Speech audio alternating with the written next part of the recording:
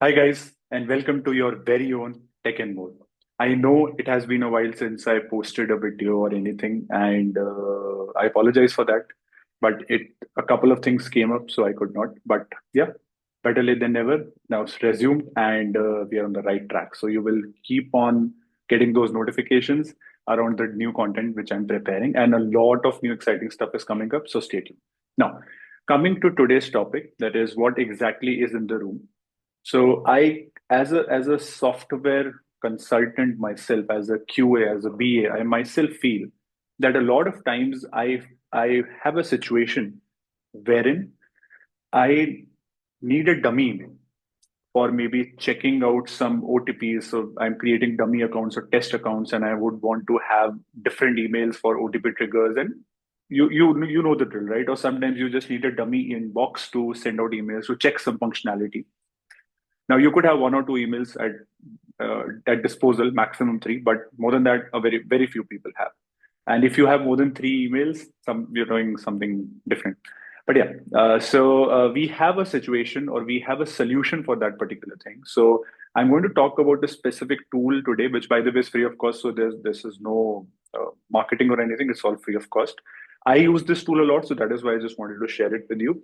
I'm talking about Mailinator.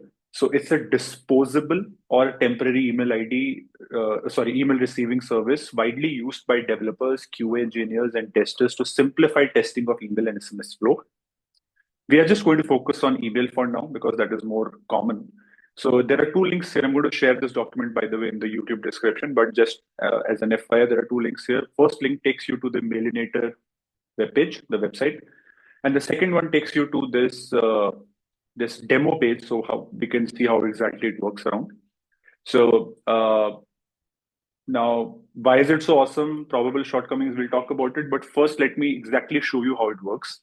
So if you go to Mailinator here, and let me put myself a little down here, and you just simply write it as tech and more. You see this particular input box. You tech and more as in you can give any value here, and you click on the go button. Now, an email or an inbox is created for you wherein you can send the emails. Tech and more, right?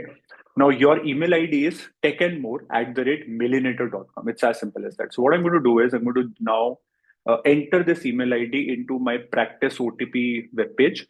So, tech and more @mailinator.com. And I'm now going to go and click on send OTP code. It's done. Now, if you see, you got an email in the input box. And when you click on this, you can see the email content here. Hello, we have received a request and XYZ OTP. Now, you have all the details very similar to how an actual input inbox is. That is from who is sending the email. It is from what particular party, which is no reply.practice@xyz here. Then the IP address and the receipt of this particular email. You can see this email in different formats like text, JSON, like raw, that is, which I don't think as QAs or BAs or consultants is very much relevant to us. Then you have the links and SMTP log, which again is not very helpful to you. And then you have attachment section, wherein if let's say if you have some attachments, they can be seen. But as you saw in that error message, it shows that if you do not have a subscription, you'll not be able to use it. But let me be very honest with you. When it comes to scenarios for us, that is maybe OTP verification or sending out some dummy emails or anything of that matter, which is only for testing purposes, this is enough. But usually attachments are not required, right? So that is the utility of it. Now, coming to the section, why is it awesome? Very quickly, first is no setup required. So use any address, anything under mailinator.com and it will be done. You did not install anything or pursue or create an ID. The second is API driven automation. It is very useful for automation, mind you. It is good for CI/CD pipeline, Selenium, or any other automation tool you talk about. Then the third is SMS plus email in one place. So you have it handy for both MFAs and OTP flows. And the last one is scalable and cost effective, free.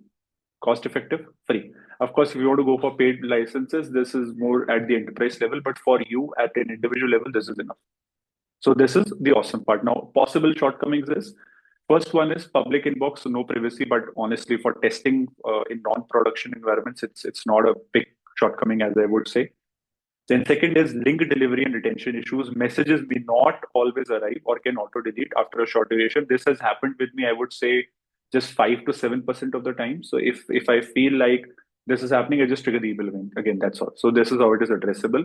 Then third is disposable only. That is, it is receive only. You cannot send out emails. And of course, for testing purpose, for OTP generations, for trying out some emails or something like that, that is more than enough. Sometimes block, that is, sometime platform filters out known disposable domains. So might be, but again, the solution is that you send the email again and you're done, right? So yeah, that is it. And I hope that this particular short video helps you. And next time you have to test something for OTPs or anything, you need not use your own email IDs. Rather, you can use a dummy email.